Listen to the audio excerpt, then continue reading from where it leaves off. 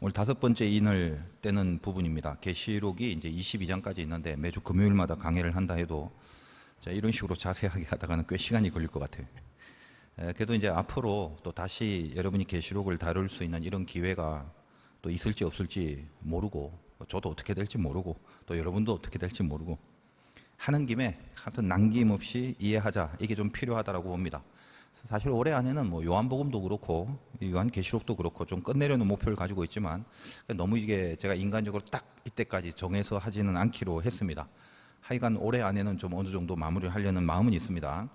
뭐 이게 뭐 언제까지 해오라고 하는 뭐 학교 숙제도 아니고 우리 수준에서 충분히 좀 다루어 볼 수 있는 그런 시간들이 되길 바라면서, 또 어차피 이제 설교들이 인터넷상에 올라가고 거기 남아있기 때문에 나중에 다시 여러분이 성경을 뭐 개인적으로 묵상하거나 읽을 때 그럴 때 아주 중요한 도움이 될 거라고 확신을 합니다. 자, 우리가 이제 종말의 재앙 그 환상을 보면서 첫 번째로 이제 7인이 나오잖아요. 인들을 통해서 보여주는 환상을 다루고 있죠. 저번 시간까지는 4종류의 말들이 등장했습니다. 흰 말 적그리스도, 또 붉은 말은 어떤 전쟁, 또 검은 말은 기근, 또 청황색은 전염병.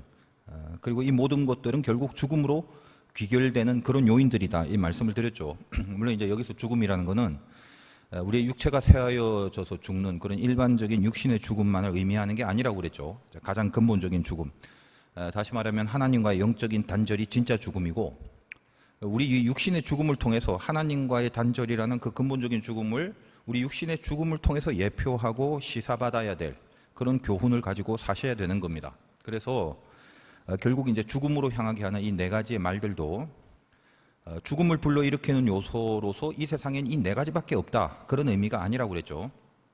대표적으로 이 4가지만 밝혀주신 것이고, 또 그 대표성이라는 것은 어디서 이게 근거가 되냐면 구약에서 나온 그 내용, 배경, 그것을 근거로 하고 있고, 또 중요한 것은 이 하나님의 보좌에 내 생물의 주관하에 그들이 오라 할 때만 나왔잖아요. 그때에만 등장하는 거기 때문에 이건 하나님 안에서 관리되고 있는 그런 재앙이라는 메시지를 주기 위해서 4가지만 보여준 거다라고 말씀드렸습니다. 이렇게 말씀 좀 전하다 보면 자꾸 이게 저번에 다 했던 말들 다시 하는 게 참 뭐한데, 여러분들이 이제 다 똑똑하셔갖고 저번에 했던 말들 다시 한번 또 하면 또 상당히 좀 그 지루해 하시잖아요. 다 아는데 또 말씀하시나 시간만 걸리게 뭐 그러시는 분들이 많을 겁니다. 또 그러나 이제 개 중에 또 혹시 이제 다 까먹거나 잊어버리신 분들도 이제 간혹 있을 거 아니겠습니까? 그렇죠. 한 5명 정도는 다 잊어버렸잖아요. 아닌가요? 기억하시는 분들이 5명이라고요? 하여간 이 성경이 흐름이라는 게 중요하기 때문에 간단히 언급을 하면서 가는 거니까 놓치지 말고 흐름을 잘 따라오시길 바랍니다. 우리가 잊지 말아야 될 거는, 자, 이런 그 최종적 죽음의 결론이 오기까지 그 첫 시발점이 뭔가, 이거 분명히 기억하셔야 됩니다. 세상 사람들은 죽음 그럼 어떻게 생각하냐? 뭐 요즘같이 뭐 코로나 같은 질병이라든지 뭐 혹은 먹을 게 없는 기근, 뭐 전쟁, 그런 걸 생각하게 되잖아요. 그것 때문에 죽게 된다. 근데 어때요? 적그리스도가 죽음으로 연결되는 그 내용이라는 거는 저 세상 사람들에게는 없는 개념이죠. 근데 성경은 뭘 분명히 하려는 건가요? 전쟁과 기근과 질병, 그런 것조차도 그 첫 시발점이 뭐죠? 적그리스도, 흰말 나오잖아요. 그걸 말하는 겁니다. 쉽게 말하면 우리는 이제 진리를 알고 있어야 되죠. 적그리스도 뭐라고 그랬습니까? 겉으로는 하나님 편에 있는 것 같지만 내용적으로는 그 각을 이렇게 틀어버려 갖고 완전히 빗나가게 하는 그런 마귀의 가장 높은 차원의 전략이다, 이렇게 말씀드렸습니다. 여기서 이제 각을 딱 빗나간다는 말이 하마르티아, 화살이 관역을 빗나간다, 이게 죄가 되는 거고, 그 죄 때문에 전쟁, 기근, 질병 이런 것들이 연결돼서 온다는 거죠. 요즘 이 코로나도 마찬가지 아니겠습니까? 세상 사람들은 과학이나 의학으로 이 코로나에 대하여 접근을 하지만 우리는 뭘 알아야 하는 건가요? 적 그리스도로부터 시작된 것이다. 거기서 질병, 전쟁, 기근 이런 것들이 연결된다. 이걸 우리가 알고 있어야 되겠죠. 뭐 우리 초창기에 신천지라는 이단이 코로나 기간 동안 히트를 쳤지 않습니까? 이제 그런 것도 깨달으라고 그렇게 주시는 계시가 되는 거고. 근데 이제 그렇게 우리가 알고 있는 분명한 이단 말고도 주님 편인 듯 하지만 하나님 안에 있는 것 같지만 절대 그렇지 않은 그런 어떤 교회의 빗나감을 통해서 이 땅에 기근, 전쟁, 질병들이 온다는 사실을 적어도 예수 믿는 우리들은 이 말씀을 토대로 알고 있어야 된다는 거예요. 그래서 이제 흰 말이 처음 등장하는 겁니다. 마치 그리스도가 그 최후 심판 때 백말 타고 오는 듯한 그런 속임을 주려고, 야 요거 진짜야, 요거 예수야, 이렇게 그러니까 이게 참 중요한 내용입니다만 참 제가 이 심각성을 제 마음에 있는 그대로 다 설명을 못 드려요. 그러니까 제가 이렇게 좀 직성이 풀릴 정도로 말하려면 이거는 그냥 개념이 아니라 이 시대에도 난무하고 있는 적그리스도 같은 내용이 뭔지 그냥 우리가 알고 있는 뻔한 이단들 말고 그거 포함해서 우리가 일반적으로 이단이 아니다라고 생각하는 어떤 교회, 또 어떤 목사, 어떤 신자, 어떤 지도자, 어떤 행사, 어떤 모임, 어떤 미디어 매체나 유튜브의 내용 등등 하나하나 뭔가 이렇게 세세하게 나올 때마다 제가 이걸 탁탁 지적해서 가르쳐 드리고 싶은 마음이 막 굴뚝 같다는 겁니다. 그러나 이제 그게 해결책이 절대 아니라는 걸 그걸 또 알고 있죠. 스테반 집사가 설교를 못하고 진리를 몰라서 돌에 맞아 죽은 게 아니지 않습니까? 그러니까 제가 만약에 어떤 교회, 어떤 무슨 목사, 그것이 적그리스도의 내용을 갖고 있다, 그렇게 말을 해버리면 우리 화도교회 이제 성도님들 중엔 그냥 그래도 이제 제가 담임이니까 오랫동안 저를 이제 지켜보고 또 말씀을 들어왔으니까 한 70% 이상은 제 말을 이렇게 받아들이고 맞습니다, 이렇게 동의할 것이고.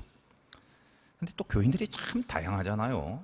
참 그죠? 그러니까 어떻게 보면 담임 목사인 제가 말씀을 드려도 다 받아들이지 못하실 것이 또 분명합니다. 더군다나 그게 중요한 게 아니라 만약 제가 어떤 지적을 구체적으로 한다면 그런 교회, 그런 단체, 그런 사람, 그런 지도자를 적그리스도적 내용이 있다라고 한다면 혹시 그 지적받은 사람이나 그 단체에서는 거꾸로 네가 적그리스도다 이렇게 말할 것 아니겠냐 이 말이에요.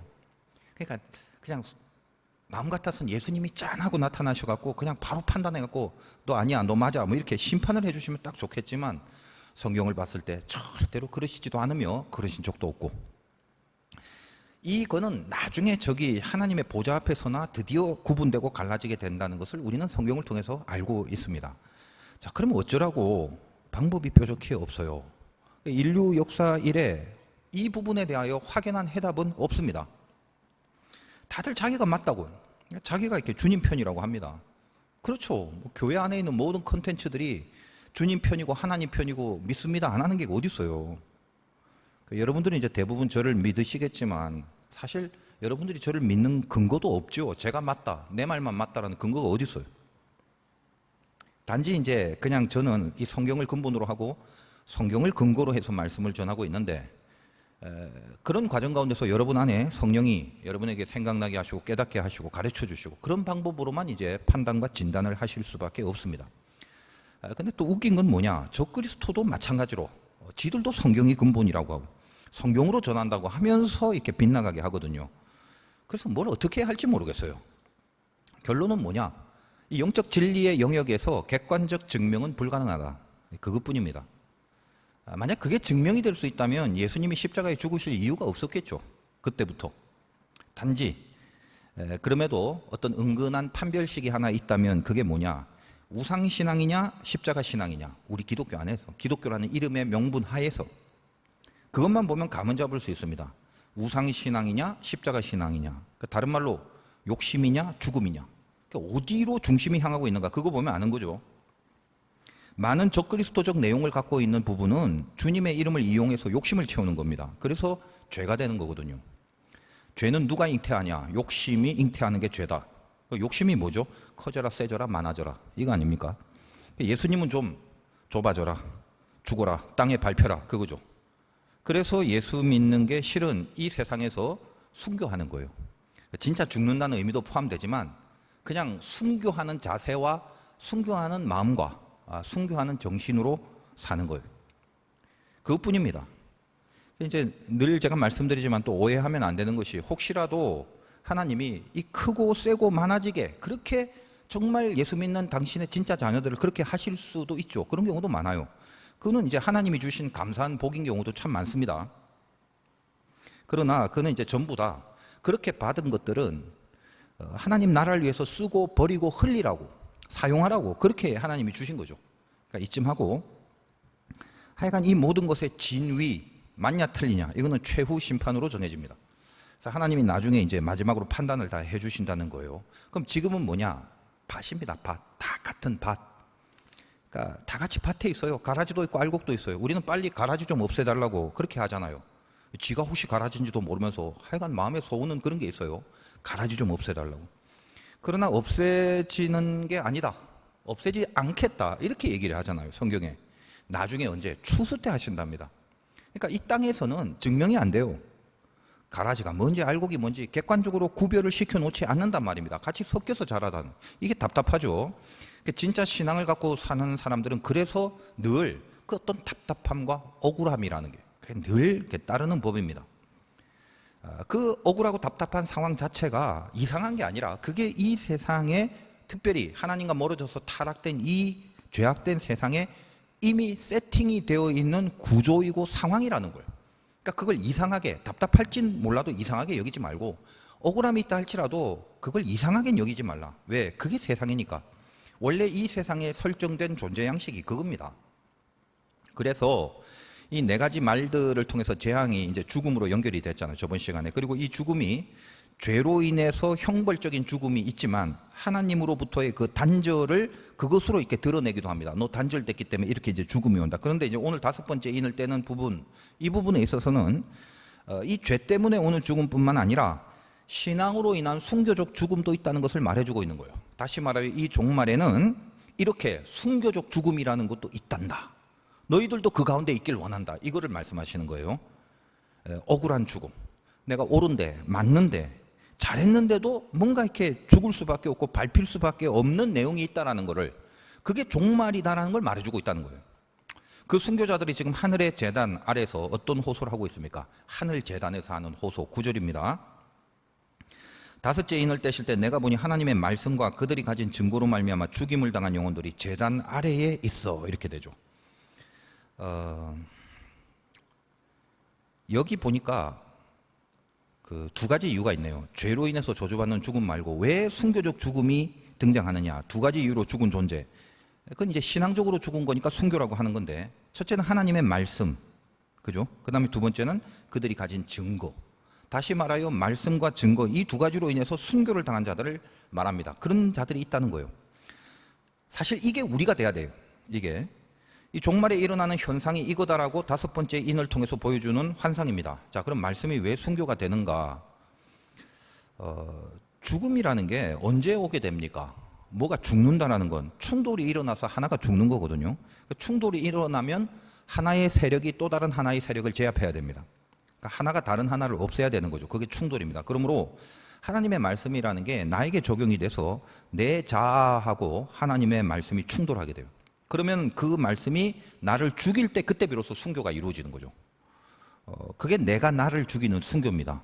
그 다음에 두 번째, 말씀 증거가 이게 또 왜 순교가 되는 건가? 다른 사람들에게 말씀이 선포되고 그 선포된 말씀, 그것과 저 다른 사람들이 충돌을 일으키는 겁니다. 그래서 다른 자들이 그 증거하는 자의 세력을 죽임으로써 순교가 되는 거죠. 그러니까 두 가지죠. 나한테 이루어진 말씀의 순교, 다른 사람들을 향해서 증거하는 것 때문에 벌어지는 순교.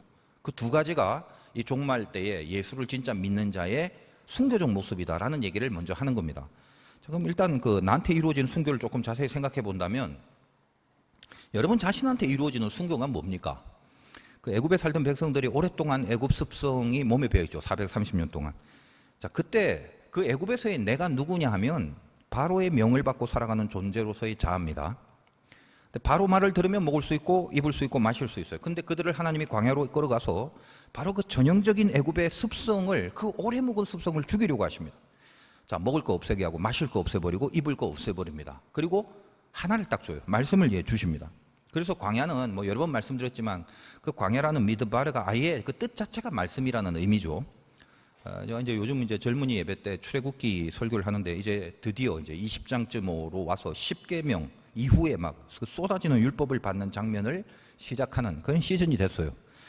중요한 부분을 시작하는데 그 말씀을 이렇게 전하기 전에 저도 이제 부담이 커요. 저는 그 이스라엘 백성들과 같이 광야에 있지도 않았지만 그 말씀과 율법만 봐도 이렇게 부담이 큰데 말입니다. 실제로 그 당시에 그 광야에서 그 하나님이 주신 말씀을 받으려면 그들이 얼마나 힘들었겠나 생각을 해보는 거예요.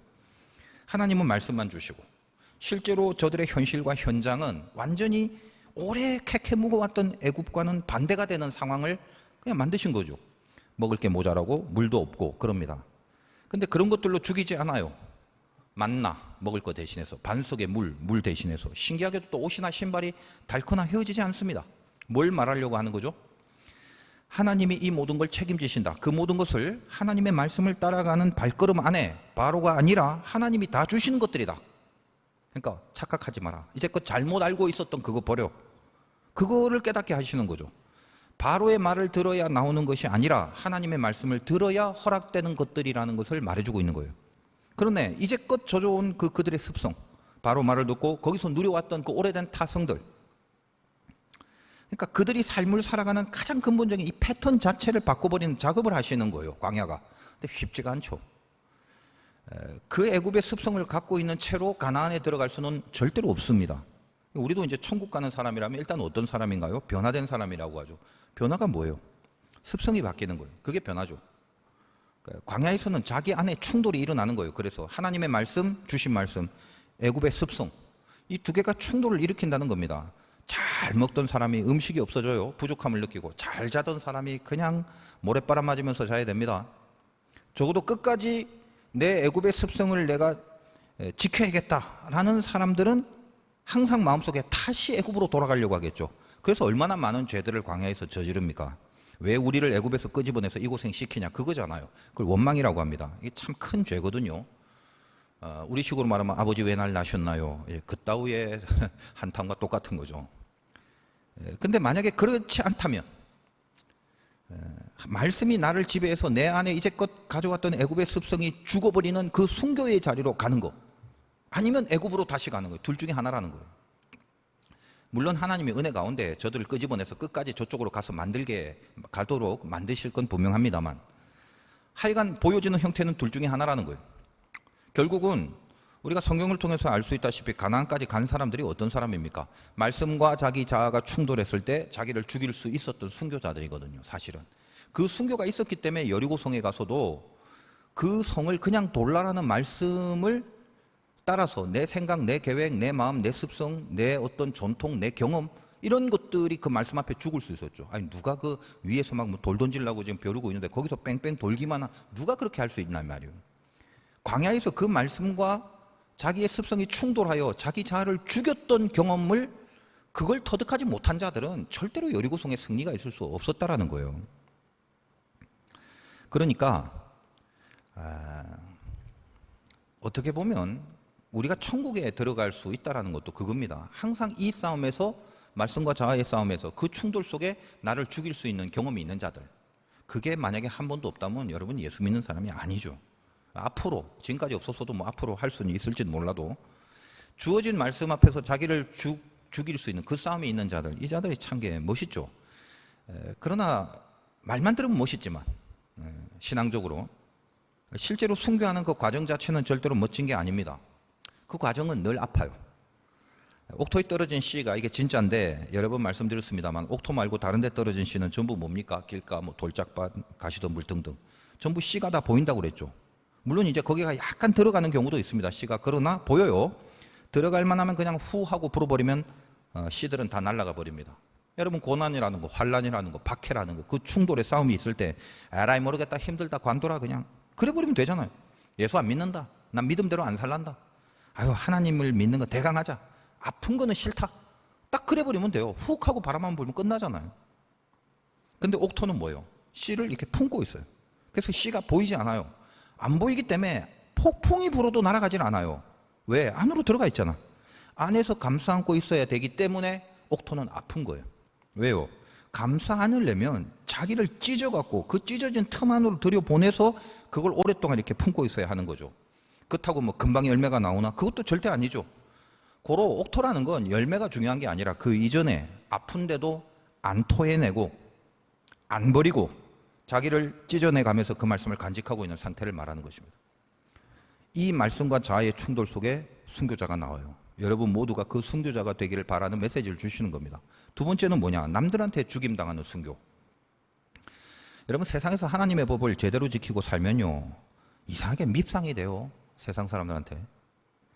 술을 안 먹는 기독교인들은 세상 사람들이 싫어하죠. 회식 가면 술은 안 먹고 안주만 잔뜩 혼자 다 먹는데요. 그래서 막 눈치를 주죠. 그러니 싫죠. 좋은 게 좋은 게 아닌데 그냥 좋은 게 좋은 거라고 융통성 있게 살라고 합니다. 그래서 주변에서 적당히. 융통성 있게 사는 거하고 신자답게 사는 거하고 이거 구별 잘해야 되는데 우리는 가만 보면요. 신자들이 융통성이 있어야 될 부분은 굉장히 고지식하고 고집을 피우고 절대 타협해서는 안 되는 부분에서는 아주 유연해요. 그게 문제죠, 그게. 이 구별됨의 개념이 없는 겁니다. 구별됨의 개념이 없다는 건 결국 믿음이 없는 거죠. 좋은 게 좋은 거라고 그냥 두리뭉실하게 사는 게 시대에 걸맞는 모습인 양 그걸 느껴지게 합니다. 종말이 그래요. 근데 진짜 예수를 믿는다면 구별이라는 부분에서 분명해지는 게 있습니다. 문제가 뭐냐? 세상 앞에서 나를 죽여야 할 때가 있고 세상을 죽여야 할 때가 있는데 다시 세상 앞에서 나를 죽여야 될 때가 있고 그 세상을 죽여야 할 때가 있는데 뭐가 뭔지 분간을 못해요. 그래서 가만 보면 신자들이 나를 죽여야 할 때는 빡빡 기를 쓰고 살려고 하고요.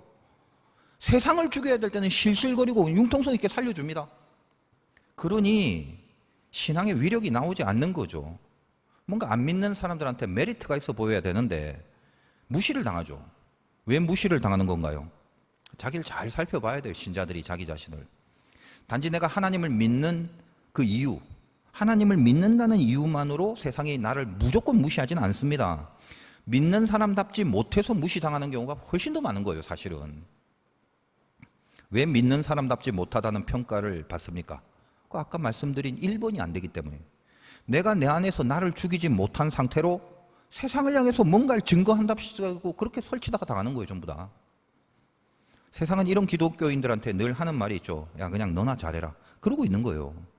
너희들 도무지 인정해주지 못하겠다라는 말입니다. 자, 물론 다 그런 건 아닙니다. 이 부분부터 분명히 하고 일단 생각을 한번 해볼 필요가 있다는 거예요. 이런 부분이 있다는 걸. 그러니까 예수를 믿어서 세상과 충돌하는가 아니면 제대로 믿지 못하고 그러면서도 믿는답시고 설쳐대서 충돌을 하게 되는가 이 기준을 분명히 알고 가셔야 된다는 거예요. 이 부분을 헷갈리는 분들이 굉장히 많아요. 물론 이제 진짜 순교하는 케이스도 굉장히 많죠. 자기가 최선을 다해서 살고 정말 하나님 사랑하는 마음 그리고 그 다른 사람의 영혼을 불쌍히 여기는 마음 때문에 그 때문에 막 증거를 하고 하나님을 전하려고 했는데 그럼에도 불구하고 잘했는데도 저들이 대적하고 죽이려고 할 때가 분명히 있습니다. 내가 정말 예수를 믿는다면 이런 경우에 이 세상의 동조에서 같이 살려고 하지 말고 뭔가 좀 구별되기 때문에 외로움이 있다 할지라도 저들이 안 알아준다 할지라도 저들이 나를 대적한다 할지라도 속상해하지 말라는 거예요. 이 죄악의 원리로 득실거리는 세상에서 복음의 원리로 산다는 것은 순교를 각오하지 않고는 불가능한 겁니다. 그래서 고독해지는 게 당연합니다. 잘 믿으려면 세상 앞에서는 늘 억울해요. 왜 내가 참아야 되고 왜 내가 이런 희생을 해야 되고 그렇다고 알아주는 사람도 없어요. 고마워하지도 않고 보상도 없어요. 괜히 왜 나만 이렇게 해야 되나. 하나님 바라보면서 살라고 하면 그것만 위해서 살라고 하면 세상에서는 늘 그렇게 억울해지는 법입니다.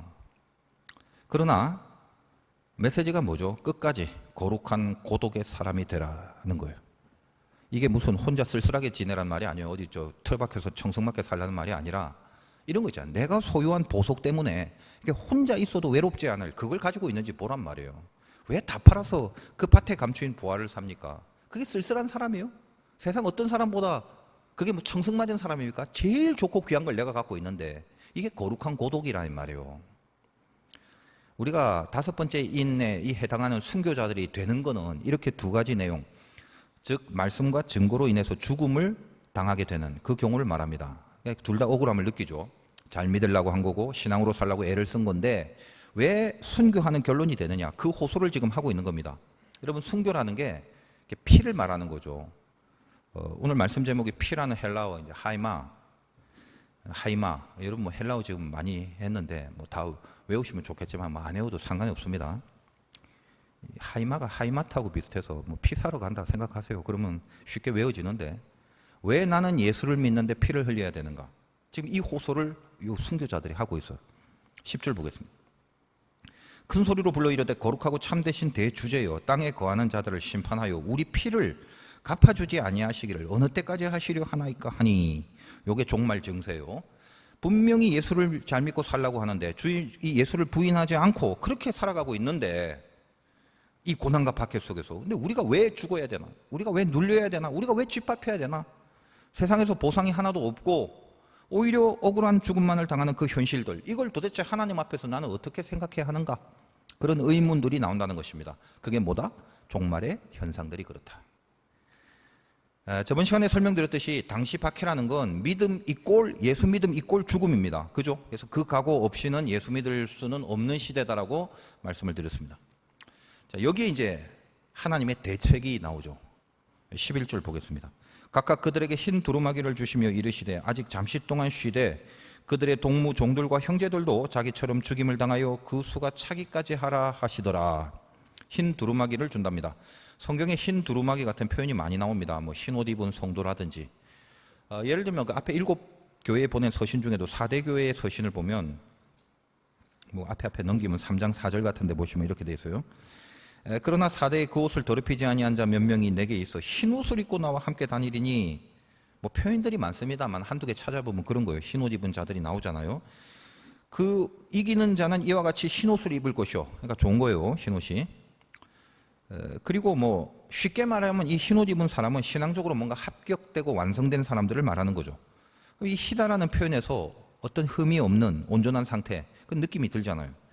그러니까 우리는 성도기 때문에 흰 옷을 입어야 되는데 우리들 스스로 생각에 성도는 맞는데 그 흠이 없지는 않잖아요. 그러면 여러분 지금 입고 있는 옷이 영적으로 흰 옷입니까? 뭡니까? 회색 옷입니까? 뭐 알록달록 점박이 옷입니까?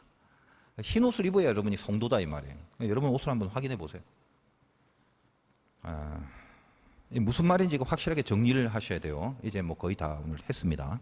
자, 이 종말의 때에 말씀과 증거의 삶을 살아가는 신자들, 그래서 결국은 순교자의 모습으로 이렇게 믿음을 지켜낸 사람들이 있다는 거예요. 우리가 다 그런 사람들이어야 하는 거죠. 근데 그럼에도 불구하고 그들이 하나님 앞에 호소를 하고 우리가 이 땅에서 이 현실 속에서 믿음을 갖고 살긴 사는데 참 답답하고 억울함들이 있고 그런 것들을 하나님 앞에서 호소하고 있을 때에 하나님이 어떤 걸 우리에게 주신다. 뭐냐? 흰 두루마기를 주신다는 거예요. 찾아보지는 않겠지만 여러분 뭐 익숙하게 알고 있다시피 성경 곳곳에서 이 흰 옷을 입은 사람들은 흰 옷 입은 주의 백성 뭐 이런 식으로 뭐 익숙하잖아요. 완성된 진짜 성도를 말하는 개념입니다. 다 흰 옷 입고 있어야 돼요. 아니면 흰 옷 아닌데 그건 천국 백성 아닙니다. 그래서 흰 옷이 중요해요. 근데 여러분들 이제 빨래를 해보시면 알겠지만 흰 옷이 어떻게 빨아야 흰 옷이 되는 건가요? 정말 자취할 때도 제가 빨래를 좀 많이 해봤는데 제일 힘든 게 빨래죠. 요즘 이제 세제들이 워낙에 발달이 많이 돼갖고 참 좋은 시대입니다만 예전에는 뭐 하이타이 빨래비누 2개밖에 없는 아무리 빨아도 흰 옷이 희게 안 돼. 그래서 막 하이타이를 풀어서 막 뜨거운 물에 삶기도 하고 그랬습니다. 얼마나 빨아야 이렇게 흠없는 깨끗한 흰 옷을 입을 수 있을까? 그래서 이 점에 대해서 우리가 좀 조심해야 될 것이 우리가 흰 옷을 설명하는 부분 중에 사실 이제 요한계시록 저 뒤쪽에 19장에 가보면 뭐 계시록이니까 찾아보세요. 19장 8절 정도 봅시다. 그에게 빛나고 깨끗한 세마포 옷을 입도록 허락하셨으니 이 세마포 옷은 성도들의 옳은 행실이로다 하더라. 그러니까 이 흰옷, 세마포가 이제 흰옷인데 성도들의 옳은 행실이라고 적혀 있죠. 이게 자칫하면 행실이라는 말 때문에 약간 오해를 할 수가 있습니다. 그러니까 이게 내 행실을 통해서 내가 의로운지, 내가 옳은지, 틀린지 이거를 이제 결정한다는 말로 이해할 수는 있습니다만 실천적 가치를 두는 배경하에서는 뭐 그렇게 봐도 상관은 없습니다. 근데 제가 조금 더 정확하게 보면 여기는 그것보다는 더 깊은 의미가 있죠. 우리말 성경에 번역된 여기 옳은 행실이라는 말은 옳은 행실이니까 헬라어로도 옳은이란 뜻이 있고 행실이란 뜻이 있어야 되는데 헬라어는 그냥 한 단어 디카이오마라는 단어인데 그걸 우리말로 옳은 행실이라고 번역을 한 겁니다. 그러니까 딱 봐도 성경 번역자들이 단어 하나인데 좀 첨가적으로 설명을 하려고 옳은하고 행실 이렇게 붙여서 한 단어를 두 가지로 번역한 거죠. 엄밀하게 말하면 행실이라는 뜻은 없어요. 이 원래 디카이오마는 가장 핵심적인 뜻이 뭐냐? 이게 법령이라는 뜻입니다. 디카이오마. 선고한다. 재판할 때. 그러니까 이게 하나의 그 재판 명령, 재판 용어인데 이런 거예요. 한마디로 피고는 무죄, 의인이요, 땅땅땅. 이게 디카이오마 이거요. 그렇게 선고를 해버리는 것입니다. 행실로 인해서 옳다 그러다 그렇게 판단하지 않는단 말이에요. 흰옷과 세마포 옷을 입은 거를 보고 옳은 행실이 아니라 흰옷이네 너. 그걸 보고 뭐라고 한다? 넌 의다. 그게 디카이오마예요. 그럼 그 옷이 뭐길래? 오늘 순교자들이 입고 있는 옷이죠. 그럼 이 흰 옷을 그럼 어떻게 만들었나 살펴보면 요한계시록 7장 한번 가볼까요? 요한계시록 7장 13절 14절에 흰 옷이 이렇게 만들어진다고 나옵니다. 장로 중 하나가 응답하여 나에게 이르되 이 흰 옷 입은 자들이 누구며 어디서 왔느냐? 내가 말하기를 내 주여 당신이 아시나이다 하니 그가 나에게 이르되 이는 큰 환란에서 나오는 자들인데 어린 양의 피에 그 옷을 씻어 희게 하였느니라. 이렇게 돼 있죠. 그러니까 어린 양의 피에 씻었답니다. 빨래비누 하이타이 아무리 풀어도 안 돼요. 그럼 여러분이 피에 옷을 씻어본 적이 없겠지만 한번 씻어보세요. 여기 하얀색이 나오는 건가? 다 아마 붉은 핏빛일 겁니다. 그렇죠? 그게 흰 두루마기라는 거예요. 그러니까 우리는 예수 그리스도의 죽음으로 그 보혈이 우리를 씻겨졌기 때문에 의롭다 인치심을 받은 거다. 이 결론입니다. 그러니까 지금 순교자들의 호소가 어디서 나오는 겁니까? 본문 6장 9절 그 끝에 보니까 죽임을 당한 자들이 제단 아래에 있어. 그죠? 제단 아래에서 호소하는데 제단이 뭐죠? 왜 제단 아래에서 호소합니까? 성막 입구에 들어가면 번제단 만나는데 그 제단이죠. 거기서 제물을 잡아요. 그러니까 예수님이 제물이 돼서 피 흘리신 그 제단에서 피를 흘리고 있는 순교자들이 호소하는 거예요.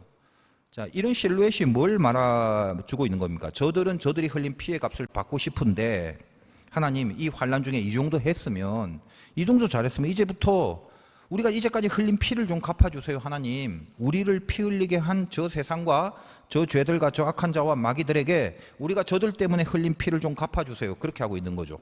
그런데 하나님은 이 호소를 제단 아래에서 하고 있는 저들 그걸 보게 하십니다. 그 제단에서 무슨 일이 있었는지 아느냐?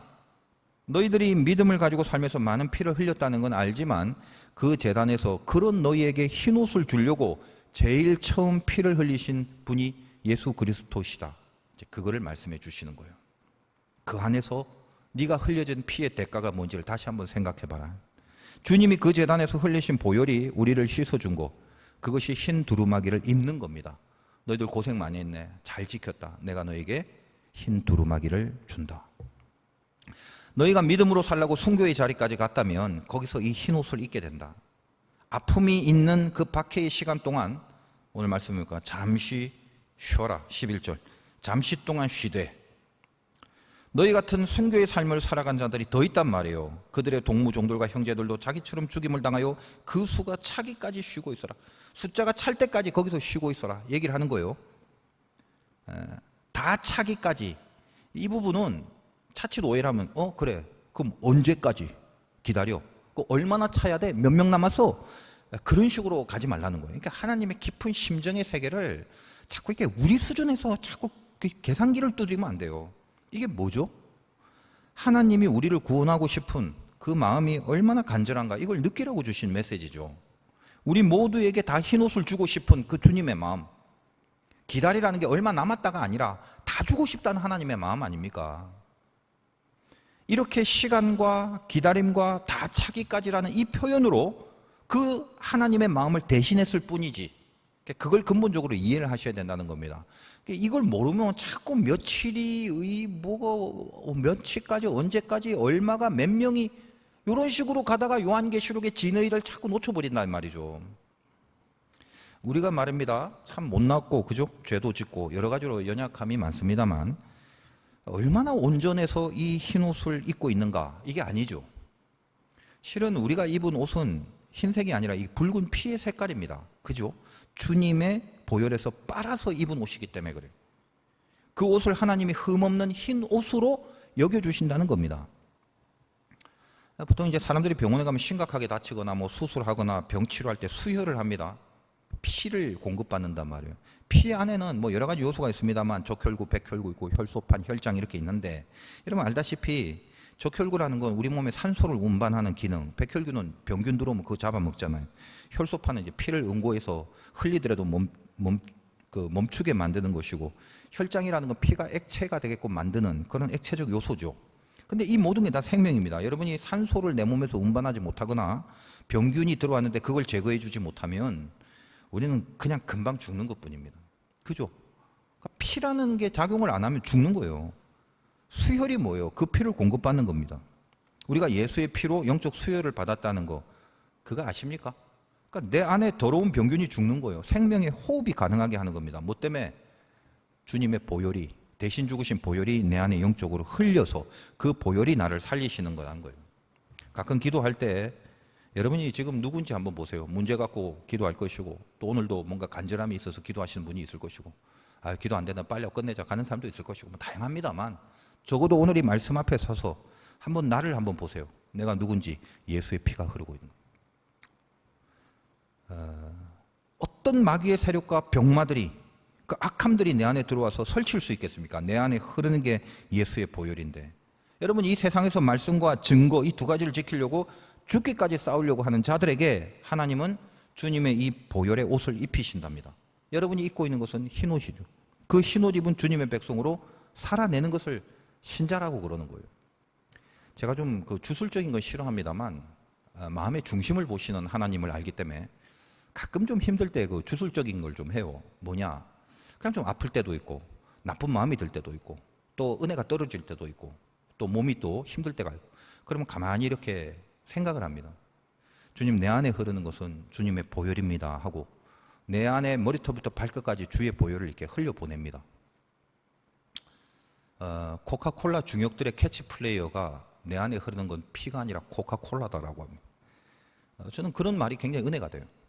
지금 내 안에 흐르는 것은 주님의 보혈이다를 계속 그렇게 묵상하고 집중하고, 약간 주술적입니다만 그럴 때마다 때로는 아픈 것이 나은 경험도 하고, 내 안에 또 악한 권세들이 이렇게 떠나가는, 이게 심하면 구토가 올라오기도 하고, 왜냐하면 보혈이 나를 새롭게 수혈을 해주시는 거거든요. 사실 그게 능력입니다. 다 여러분들에게 하나님이 우리를 사랑하셔서 그리스도의 보혈로 여러분을 살리려고 나를 위하여 보혈을 흘리시고 여러분에게 입히신 옷이 흰 옷이거든요. 얼마나 귀하고 감사해요. 얼마나 든든합니까? 그래서 여러분이 어떤 문제를 갖고 오늘 나왔든지 간에 오늘 이 하이마, 주님의 피가 내 안에 흐르고 있다, 그거를 묵상하고 집중하신다면 여러분 안에 나쁜 것들, 문제들, 병마들, 악한 권세들 예수의 보혈의 능력으로 깨끗하게 소멸되고 녹아질 것을 믿습니다. 이것이 여러분의 기도죠. 승리하고 가시기를 주님의 이름으로 축원드립니다.